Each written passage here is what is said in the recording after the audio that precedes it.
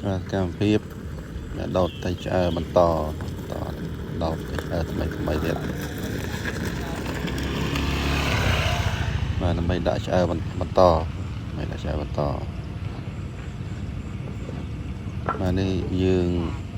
ខែនេះសបោតៃលេងបាទឆ្អើតៃលេងនិយាយឆ្អើតៃលេងបាទតៃរៀលបាទតៃរៀលអត់មានទេខែនេះមានតៃលេង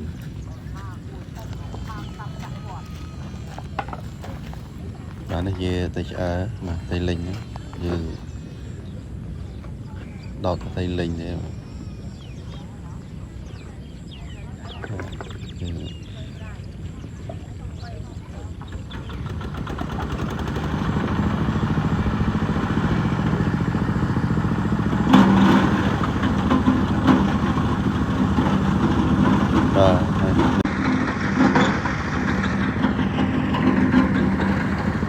មើលមកកូនអ្នកឆ្អើណា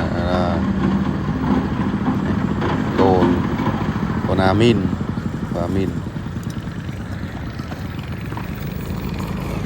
អានេះជាឆ្អើដែលយើងកំពុងតែឆ្អើបន្តកំពុងតែកម្ដៅដើម្បីឲ្យវាស្រួយបងប្អូនចង់ត្រូវការអាចកម្មងបានតាមទូរស័ព្ទលើអេក្រង់